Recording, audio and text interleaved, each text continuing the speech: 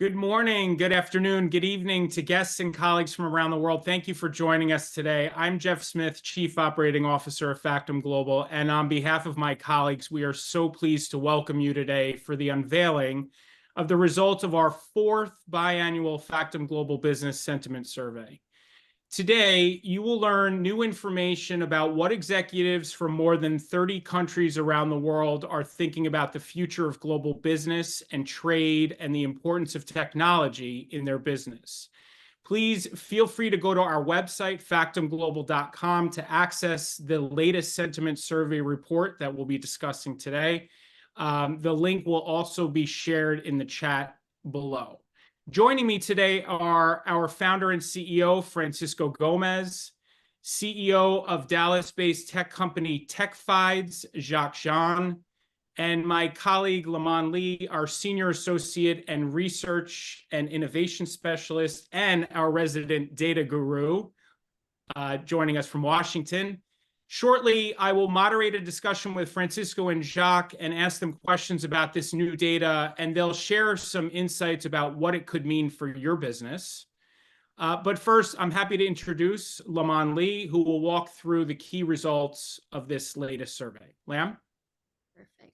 Awesome. Hi, folks. As Jeff mentioned, I'm Lamon Lee, and I'm pleased to share with you the results of our recent Factum Global Business Sentiment Survey. I'll talk a bit about the survey, some of the top-line findings, and how we got there. So let's get right into it. Since our inaugural launch in 2022, the purpose of the biannual survey is for us to measure and track executive sentiments on global business over time, one in Q1 and one in Q3. For Q1 of this year, we're focused on how executive leaders view the state of global business and technology and what it means for their organization. Our survey is broken down to 5 key business-oriented indicators with 4 staple and 1 topical question. Findings are based on almost 150 anonymous responses from primarily C-suite and executive leaders who have experience in international business and represent a wide range of industries, company sizes, and functional specialties. Now, to calculate the Factum Global Business Sentiment Index, responses to those 5 indicators are organized in graded polarity to include varying levels of positive and negative sentiment, and then normalized based on total responses. To adjust for differences in response rates, the data is weighted based on the relative response distribution by either role or region to total responses. Now, here's a quick score breakdown. On average, respondents are generally positive about their overall outlook on global business at 0.5 to 1, but 8% less so than in Q3 of 2023. In terms of specific sentiment indicators, respondents scored most positively at 0.122 when asked whether doing international business is good for their organization based on their forecast for the current global economy. Now, the lowest performing variables included folks' view of their organization's performance, as well as their risk tolerance for continuing or increasing business with international counterparts, scoring the lowest at 0.0989 and 0.097, respectively. That said, this view is consistent with survey responses for Q3 of 2023. Now, let's dive deeper into each variable and how they performed. So while there were mixed responses to feelings about the world of global business and technology across job functions, respondents were generally positive and aligned overwhelmingly with the following sentiments, right? The significant breakthroughs in global technology, especially in AI and cybersecurity, will positively impact my organization's ability to keep up with the current accelerated pace of digital transformation. Second highest is the impact of geopolitical developments on commerce, supply chain, and services have encouraged me to pursue new markets for my IT and tech plans. Now, a key insight that we've gleaned from respondents' explanations on their selections is that leaders acknowledge with progress comes both benefits and drawbacks. Open-ended responses highlighted the transformative power of digital and automation technologies, emphasizing the need for responsible management, robust risk management, careful oversight, and heightened awareness in technology adoption. And we'll see that theme sprinkled throughout other variables as well. especially as it relates to risk tolerance, which 75% of respondents agree that it is currently not too risky for their organization to continue or increase business with international counterparts. This has slightly decreased since the last survey report of Q3 of last year. Now, through a mix of optimism and caution, folks explain that in face of global uncertainties and rapid technological change, adaptability and innovation are key drivers of success. They also express both a willingness and need to adapt to changing market conditions and leverage innovative approaches to stay competitive. Which brings us nicely to the next variable on executives' global business plans, where 77% of respondents have plans to continue or increase international activities in the next 6 months, even with a potentially difficult market conditions in their home country or abroad. Leaders see potential growth areas. Now, respondents who indicated that their organization has global business plans in the next 6 months shared the following considerations of where those activities would take place. And this is in order of most mentions. Overall, as you can see, many respondents specifically highlighted plans to increase activities in high growth markets across Asia, like Japan, Korea, Singapore, and emerging markets like Vietnam, as well as Eastern Europe, even Brazil, Mexico, and sub-Saharan African nations such as South Africa and Kenya. Cost and time-saving opportunities and leveraging international conferences and events aligned with strategic objectives were noted as key priorities. That said, while many have a specific focus as listed here, some are open to any international opportunities without any regional specificity. So that's important to keep in mind. Now, when asked how folks view their organization's performance, respondents expressed diverse and slightly more positive perspectives. So 68% of them have a positive view on their organization's performance globally. When asked to explain further, many continue to emphasize the benefits of diversification, new business opportunities, and highlighted leveraging technology and operational innovation to enhance cross-border business. While some leaders find it hard to find new business and note a tough environment for fundraising, others see great opportunities opening up in a changing world. The sentiment that change brings opportunity continue to resonate widely.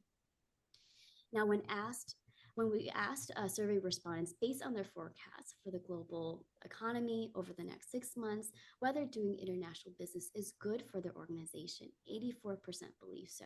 So despite a slightly decrease from the last report, this continues to be the strongest performing indicator.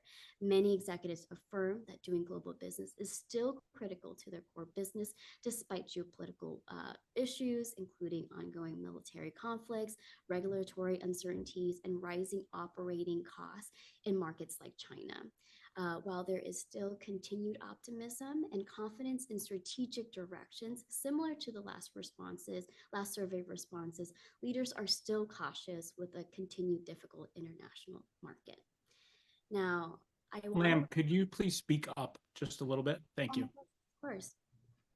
Now, I want to wrap up this results section just by underscoring the following data point on leaders' feelings about the world of global business and technology. So nearly 75% of respondents align with those two top sentiments that I wanted to kind of reiterate here. And it's that the significant breakthroughs in global technology will positively impact their organization's ability to keep up with the current accelerated pace of digital transformation and or the impact of geopolitical developments on commerce, supply chains, and services have encouraged them to pursue new markets for their IT and tech plans. So we see that the transformative power of digital and automation technology is widely recognized. This is obviously affirmed through the open-ended responses, but also that there should be a balance for a strong emphasis on managing such transformation responsibly. And I thought it would be fitting, just based on the upcoming section of this webinar and theme of the survey, to end with this quote from a survey respondent. This is their response when asked how come they strongly disagreed with the statement, "It is currently too risky for my organization to continue business or increase business with international counterparts. So they said, I am taking a proactive stance with a strategic vision towards international business expansion by actively investing in initiatives that facilitate and promote international business relationships. By leveraging technology and innovative approaches, we're not only mitigating risk, but also creating opportunities for growth and collaboration. I feel this is the best thing to do. And with that, thank you so much for your time. And I'll pass it back to my colleague, Jeff, who will introduce the next portion of this webinar. Thank you, Lam, for the presentation and for the review of the data results. One of the last quotes there, which the survey is completely anonymous, was really particularly interesting. What is the risk of inaction? So I wonder if maybe the majority of our respondents decided that putting their head in the sand is not sort of the way to go here, despite everything happening in the world. The reality is there will always be something happening around the world, but should that impede global trade? We certainly believe it will not. So let's pivot now to our esteemed guests. Jacques Jean, CEO of TechFides, a technology consulting firm based in Dallas, and my colleague Francisco Gomez, founder and CEO of Factum Global. Gentlemen, welcome. Thank you for spending the time with us today. Francisco, let's start with you. So one of the key takeaways here of the survey is that respondents are still generally positive about the future of global business, but there was a slight dip in the numbers from Q3 of last year when we asked the same question, which is sort of how this sentiment survey works. Why the decline? Great to be here. I think it's important to begin by saying that cross-border trade continues to be generally positive for most people.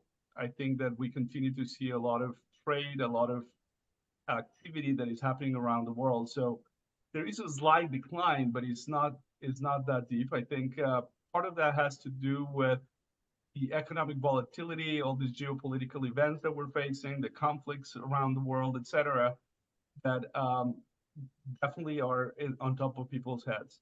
It's something that 6 months ago when we reported on this, we knew that it was impacting people's decisions, something that everybody was watching, but we're not out of the woods. And instead, we're seeing other things pop up in different parts around the world. Now, I do believe that, as you were saying, with the risk of inaction, most leaders are understanding that with risk comes opportunity.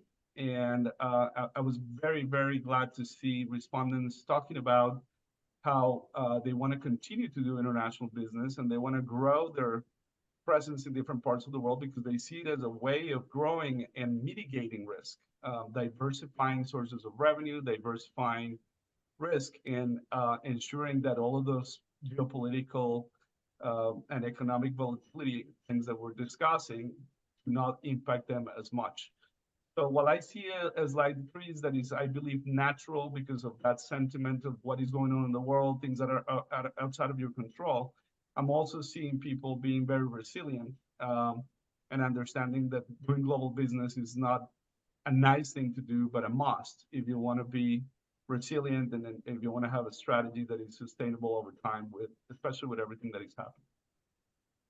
What's interesting, and just for our audience members, 60% of the respondents, nearly 60% of the respondents were from outside of the United States. And so while economic conditions are different around the world, the geopolitical events around the world are having similar impacts on us all.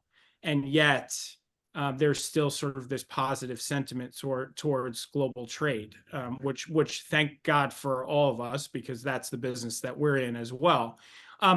Before I ask Jacques a question, Francisco, the nonprofit association sector is a very important sector in the United States, makes up nearly 5% of the US GDP.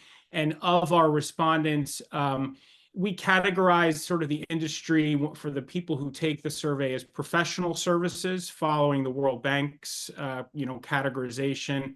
And we believe, given our collaboration with an association, one of the collaborators, ASIS International, many of our respondents, nearly 30%, may have come from this sector. what are some meaningful takeaways for associations based on what you just shared? Any different, anything additional that maybe this sector should be mindful of? No, I think everything applies across the board. The difference being, of course, we know that the association sector tends to be a little more cautious, more risk averse. And if there is anything in the results and the discussion that we're having is that risk of inaction that you mentioned at the very beginning. There is a lot of focus in understanding what are the risks of doing something, but leaders sometimes tend to forget that there is a risk in not doing or not taking action. For the association world, that is particularly important because, trying not to generalize, it is an industry that tends to be more protective, that tends to take longer to make decisions, and at the speed that things are happening around the world, it is very important for associations to understand that they need to build more nimble organizations with governance practices that enable to make decisions faster, and that their leaders are empowered to take action when they see these trends happening. But aside from that, I think the results of the survey apply to everyone. In fact, we did not see a variation between that community that you just mentioned and other respondents. The results were very much along the same lines. And so I believe that everything we're discussing is going to apply across the board. Good segue. Thanks, Francisco. To Jacques, Jacques, you work with trade associations, nonprofit associations. We were talking just a bit about risk, and that's really where my question is. The survey results indicated that executives are seeing things like AI, automation, digital transformation, cybersecurity. I mean, we're seeing these words in our daily lives more, in a more regular way. They're showing enthusiasm for using these tools to improve the competitiveness of their business, but how do these executives manage for risk? That's a great question. When we think about the economy today, it's really, there's two big assets in your organizations that need to be managed and protected. Other than people, it's really the data. And the question is, what does company do today with the data? And most of the time, or most company do not have a strategy as far as how to protect that big investment that they have. Because at the end of the day, companies going to need information in order for them to make decisions. And that decisions can be based on the financials, that decisions can be based on the service that they want to provide, on product that they want to provide, looking at the market footprint. So all of these things are things that need to be managed and protected. So from a risk perspective, if you do not manage what you have from a data environment perspective, then your competitors are taking full advantage of you. And in order for you to protect that data, because you have to break down, taking a look at it at legacy business, new business, and then, the upcoming, right? The legacy business are the one that sometimes they sit on a bunch of ERP solutions, and those ERPs are not talking to each other. And the question for the C-suite executive that are trying to make decision, ability for them to extrapolate the data can be very, very complicated and can be very costly. For new business, now there's a lot of cloud-based solutions that exist, right? And with ability for them to really synchronize that data and pull that data and then be able to analyze it and then provide the information that they need, it's very, I would not say easy, but it's less complicated. So in our space, what we see also is company that are very, in order for them to manage that risk, they really need to set clear strategy as far as what is the way to protect that data overall for the organization. Jacques, thanks. We're going to dive more into that response that you just gave. We're going to talk a little bit about how data, the country-specific regulations in terms of different kinds of data and how we protect them and what we can share, et cetera, in a moment. I would be totally remiss at nearly halfway through this webinar to not immediately dive into an AI question and ask you a little bit more about where you think AI is going and what you believe executives right now on June 18th, 2024 should be mainly worried about in a virtually unregulated market around AI. Yeah, AI, fortunately, is the conversations in the marketplace today, and it holds immense potential to drive innovations and efficiency across multiple industries, right? However, as AI continues to evolve, it is also essential for executives to address multiple areas of AI. The one of them, it's going to be ethical. The other thing, it's going to be regulatory, and then the workforce weight related. So it's important for all of those things to set as a parameter for any company so that they understand exactly what it is. But at the same time, the disruption that exists in the marketplace, AI is going to really is changing our footprint, the way we work, the way we operate. For example, a lot of company right now, when you think about an executive assistant, AI is really playing that role. When you think about journalism, people that write, right? A writer and blogger and all of those things, AI is taking over those roles. And it's going to continue. And when you think about the marketplace, as far as ability for manufacturing and an assembly line of workers, AI taking over all of those activities. So all of those things are things that, want it or not, some people would want to adopt it, some people would not want, but at the same time, it's going to be too late. So AI is going to be a very strong component of everything that we do in the workplace. So get ready for it. Jacques, are you in the camp of AI is going to take over the workforce, or are you in the camp and people should be worried, or should executives be in the process of trying to figure out how to retrain their workers to more effectively use AI to do their jobs more effectively, more competitively, et cetera? Which sort of side are you on personally? I would not put myself on a specific box, but at the same time, both sides need to be understood. Because when we think about AI on one side, without regulations, without all of the ethical considerations, it can be a scary place. It's not that it can be, it is a scary place. And this is something our government officials and all of the technologies need to really address, because it is scary.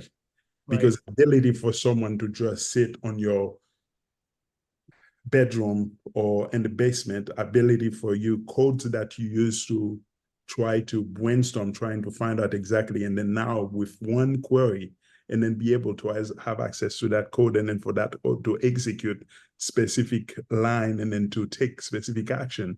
It is a scary place.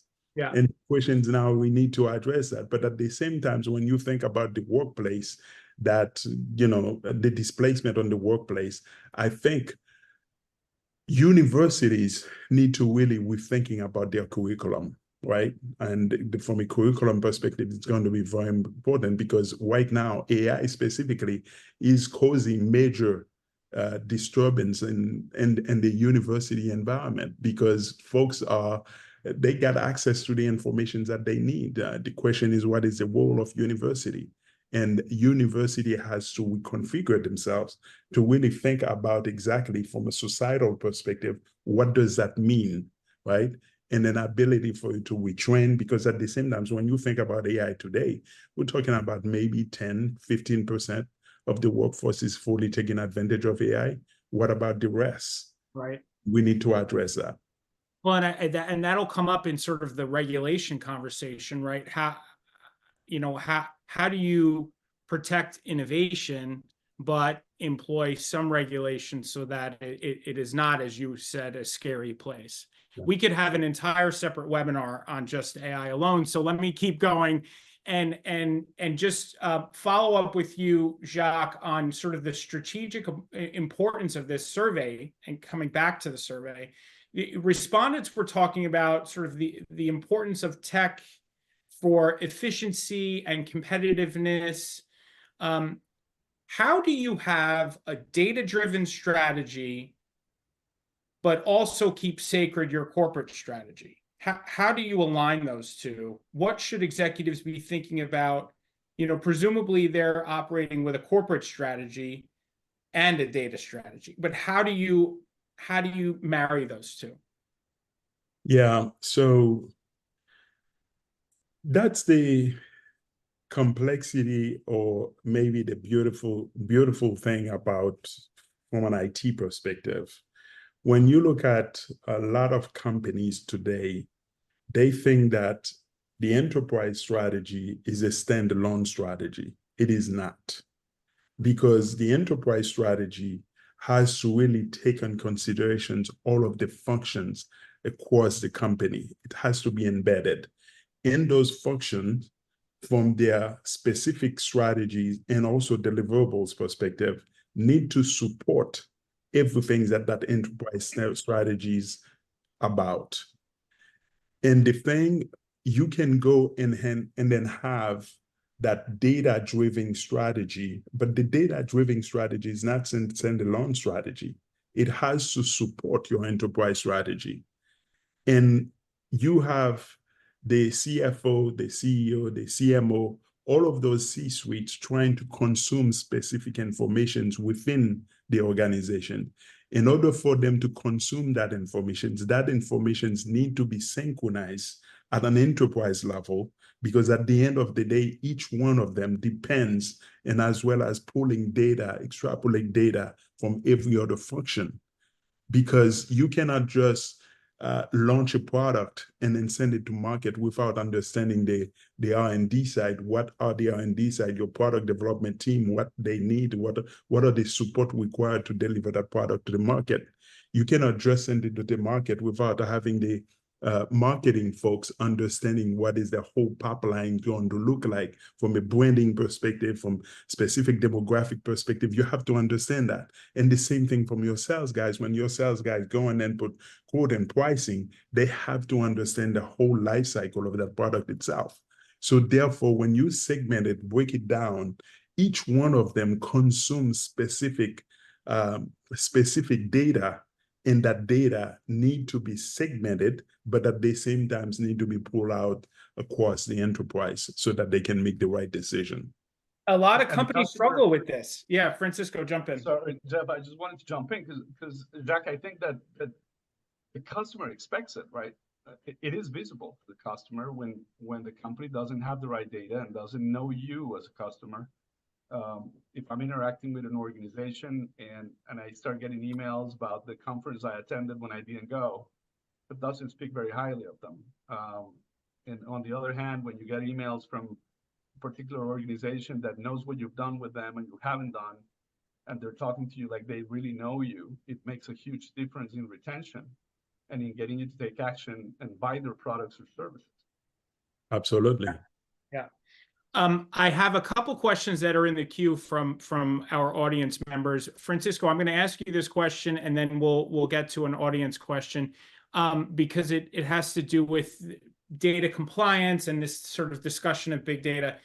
From a strategic global business perspective, can you talk a little bit about data compliance around the world? We know, we know that there's something called GDPR compliance in the European Union. Talk about when companies are putting together their global expansion plans for particular markets, what are some of the considerations around compliance? And can you give some examples of specific countries where certain things are relevant and not? Yeah, I mean, it is a really complex question, right? I mean, I think the answer is you really have to get advisors that understand what they're doing in this realm, but you also need to be true to your own goals, objectives, and your ethics. We've all heard the stories. This isn't new. This is not about AI only. IP protections around the world have been a topic of discussions for many, many years. What do you do when you're going to certain places where those protections are not in place? China was a great example for many years where companies would have an issue because their IP was essentially copied and products and services were developed with somebody else's intellectual property, and there were very little protections or nothing that you could do. So when you're thinking about going into regions, it's important to understand what are those protections. For example, in that part of the world, a lot of people chose Singapore as a place to go and establish their headquarters for the Asia Pacific region, so that they could do business in China, but from Singapore, where they had. And we saw companies like Coca-Cola, Pepsi, right? They all sort of established their legal entity there, and then From those really large companies to very small companies, yes. And we've heard the stories of organizations like Google and Facebook and others struggling in places like China to protect people's information because the government may come and ask for it, right? So what do you do at that time? And companies have taken different routes. Some have decided to exit the market altogether because it goes against their ethical standards or what they believe in. Others have decided to figure out how to work within those boundaries and alert their customers of what's happening. So, it's a question that everybody has to wrestle with. You mentioned GDPR. That's important because people think that unless you're actually doing business in Europe, inside Europe, you don't have to worry about these types of things. But even if you're in the United States or you're in Latin America and you are doing business or you have customers that come from those areas, you are required to comply with GDPR. So you have to think about what it is you're doing. Global business is not only about you opening an office in another part of the world. It means if you have customers, if you're doing business with people that are in other geographies, you have to keep all of this in mind. Now, think about when you're managing people, HR, those types of things. Countries like Brazil and Japan have very different rules and regulations about how to treat that data and what is allowed and not allowed to be published in terms of people. So your HR department can share certain details with others than perhaps in the US you cannot share, and vice versa. So you have to understand what that looks like. Financial data. So you take credit cards on your website, and how do you protect that financial data? You have to think about all of these things because every jurisdiction is different. There are different rules, different regulations, and it can also impact you financially. So countries like India, for example, if you take their local currency, they take it as if you were doing business in the country and then you're exposed to taxes. So it can have a lot of implications, and it's important to really think about what's important to you, what it is that you're trying to do, and get the right advice from the right professionals that understand this and know how to do it well. It's more than just doing market research on your competitiveness in a new market, whether there's a consumer market for your product or service. It's about making sure that you're compliant with the local laws and regulations. Thanks, Francisco. Okay, so question for you both, Jacques and Francisco. It's a long question, so here we go. There is so much that leaders have to juggle when it comes to managing their business. How do you balance immediate business goals with long-term strategic vision when advising customers on international expansion in the face of the rate of digital transformation around the world? Considering the rapid pace of technological advancements, what skills do you think will be most critical for the future global workforce? Francisco, you want me to go first? All Yeah. right. I think that there are a couple of things that are very important. One is, and we've been talking about strategy. Jack was talking about data strategy, tech strategy. We're talking about organizational strategy, internationalization strategy. Strategy has evolved, and strategy is an ongoing thing. And while in the past you would take months to come up with a strategic plan and figure out that what are the different things you want to put under that strategic plan and make it perfect, in this day and age, you have to be adaptable. So the second part of that question of what are some of those skills, adaptability is probably, in my opinion, the number one thing that people need, and it's not easy It's not easy to do because it's attached to culture as well. You need to have a culture of continuous improvement, one that rewards risk, failing fast. You want to create nimble structures and organizations that can make decisions fast. And for that, you need leaders that are adaptable. Adaptability is going to be critical. A global mindset. Doing international business is no longer a dream for a lot of people. It's a reality. And in fact, is for many organizations is the only way to continue to grow and ensure sustainability over time. In order to do business outside of your geography, you really need to build that global mindset and that understanding on how to, once again, adapt to the local cultures, the local regulations, and everything else that you're trying to do. So whether you're trying to think about your technology, when you're thinking about AI and how you're going to implement it, you need to have an overarching strategy, as Jacques was saying, and then you need to make sure that your data strategy is consistent with that, that your internationalization strategy is consistent with that. Everything is going in one direction, and what you're doing is you're monitoring and you're seeing what's working, what's not. You're running pilots, you're experimenting, you're learning from those wins and those mistakes. You're failing fast, you're reducing your risk, and you're diversifying the way that you do things. I think that's the key to success in this day and age, and that's how you take advantage of technology and you play it in your favor. Jacques, do you have something to add there from a tech perspective? I mean, things are moving lightning fast here. Yeah, I think what I'm seeing in our space is it is important for what we have right now, our workforce with AI and all of the technology that is popping up and coming very massively. It's a workforce that can be very effective at digital literacy. And the digital literacy, it's not just going online and then be able to read. It's more than that. It's ability to be inquisitive, to be able to question the system, to be able to adapt and then be able to find the information that you're trying to get. It's extremely important. The other one, I do believe that Francisco alluded to it, but it's really a cross-cultural communication, because at the end of the day, regardless of all of the things that's going on within the technology landscape, you're still dealing with people. And in order for you to be able to be effective, you have to be able to communicate. You have to be able to convey your findings. You have to be able to challenge the status quo and all of those things. And the third one that I would add is adaptability and flexibility, because the workforce is changing very fast. And the key thing is, back way before COVID, we used to be confined in just one building, one environment. It's US, or if it is US, it's Chicago. This is my team in Chicago. If this is my team in Dallas. It's no longer the case, because now we're dealing with a global workforce. Mm-hmm. You can hire it wherever you want. You get the best resources at a lowest cost at any given place. They can be in any other beach, they can do their job, and because this is what exists right now. The question is, how do you adapt as a company to ensure you enable your employees to be effective at what they do?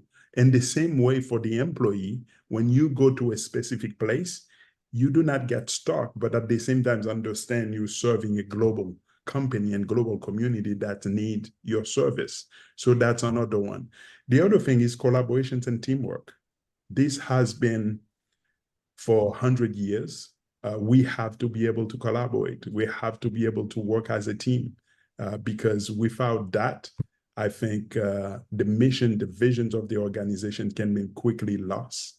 I think it's important for all of us to be there. One last thing that I'd like to add, a member of our teams always talk about emotional intelligence. And from an emotional intelligence perspective, it's extremely, extremely important because now we have that generations that is coming up, that the generation is required. It's not only about the workplace. It's not only about the revenue. It's not only about the goals, but the question is, how do you motivate? How do you incentivize? But ensuring that person feel that there's a connections between both sides. I understand you, you understand me, and then so that person can be more effective in the workplace. So for that, it is important to understand and manage that emotions, and that emotions can be in both ways, the manager and as well as the employee, and as well as looking at the complexity of the workplace, as well as ability for us to emphasize with others, and then ability for us to help to build in a strong professional relationship. Yeah, and the impact, right? Yeah. Jacques, I mean, you're Yep. talking about that generation is really thinking about what is the impact of my work, and how am I helping the world? So it used to be, if you were asking about nonprofit associations, and it used to be that was a sector that was really mission driven, that was looking about doing something for the world. But that's true now for every company, and employees expect that the company has more in mind than just making money, and that's really critical. But I wanted to mention something about what you said, Jacques, because the way that you group those characteristics, I think it was, I agree 100%, but I think it was a good example of how technology is helping us do those things, right? So you now have technology that allow you to talk to each other in different languages. There are apps that you can download where you can hear yourself speak another language.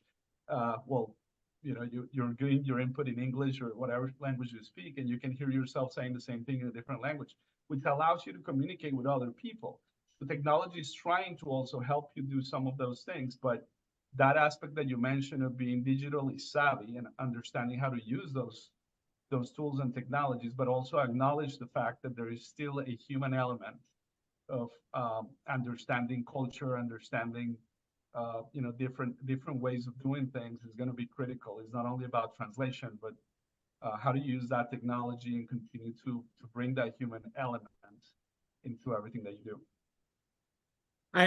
Jacques, you brought up, you know, the fact that, you know, revenue is not the only, you know, key priority at this point for many companies, and this need to be mindful of corporate culture in a remote world is a challenge I think that companies face every day and continue to, and perhaps technology, as Francisco, you alluded, helps with that.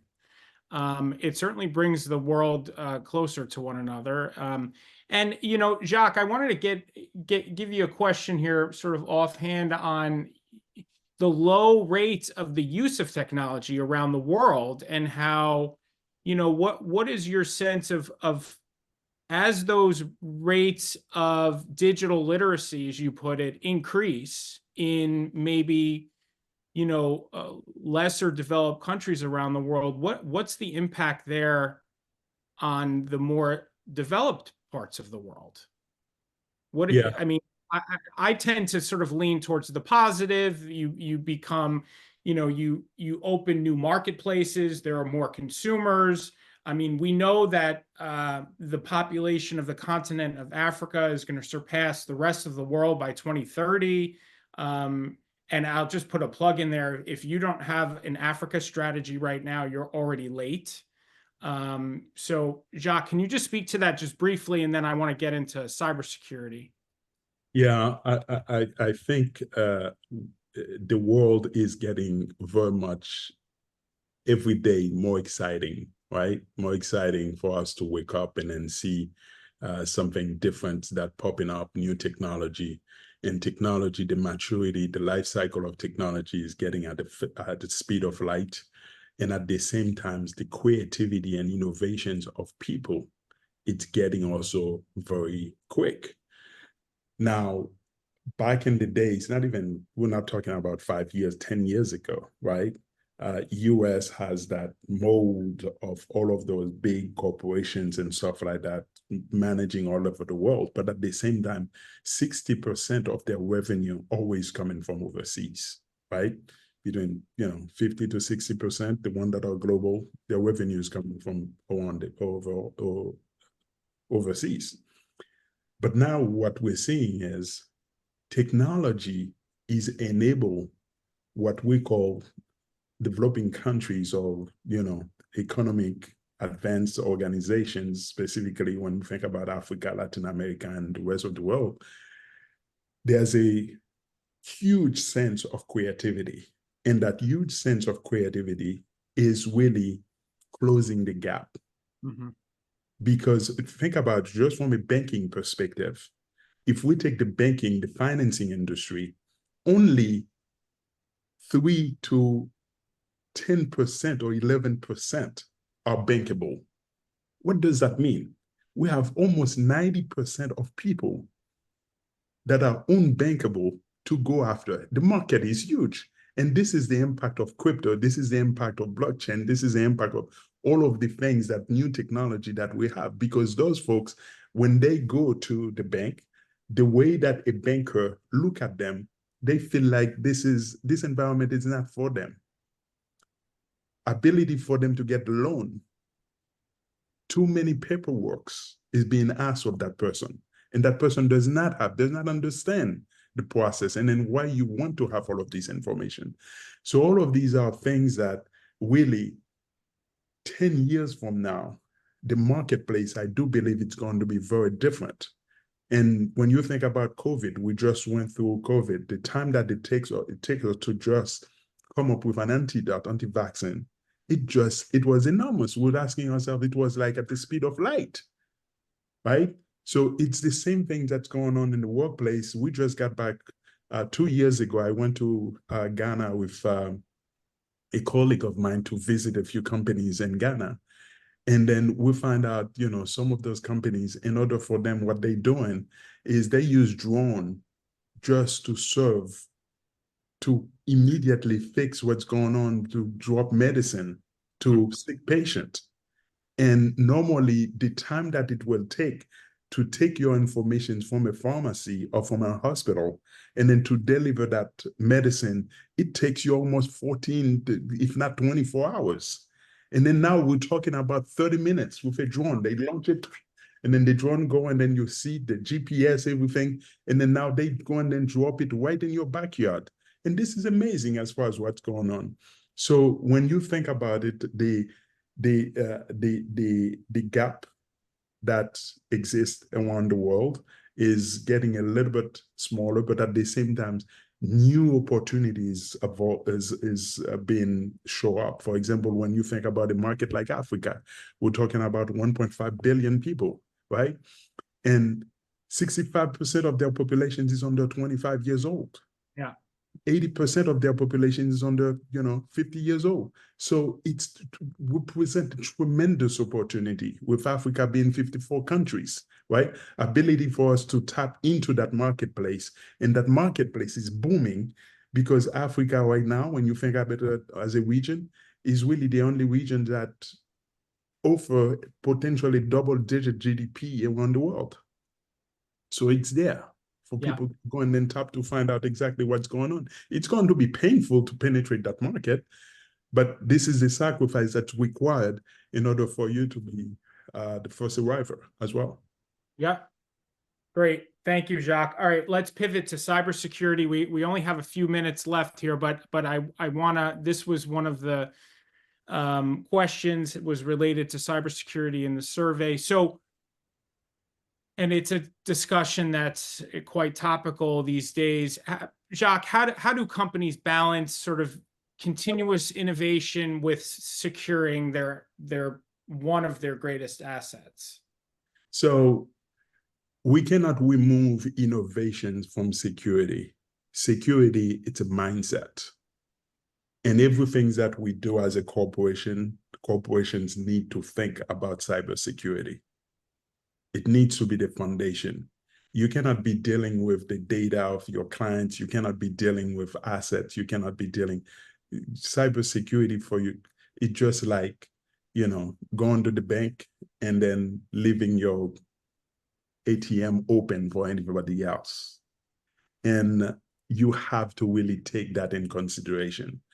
Our advice to our clients is always, if you do not understand what's going on from a cybersecurity perspective, it's important to start with an assessment. And what that assessment does, it really help you understand from end to end what the heck is going on at each phase. At the end of that assessment, what you get also, it's really a portfolio of opportunities or projects. Those projects, you can phase them out, phase one, phase two, or year one, year two, based on your financial availability, right? And then once you understand that, now you have a timeline, you set clear strategy as far as for your company. What does that mean from a cyber security perspective? How safe you are? Because at the end of the day, with the digital age right now, anyone can get access to everything. And Yeah. if you lack of security, then ability for them to get in, it's open. Because the other thing is important for someone to know. Sometimes your weakness, it's not coming from outside, it's coming from inside. And you have to take care of this. Yeah. You don't want to fly an airplane blind.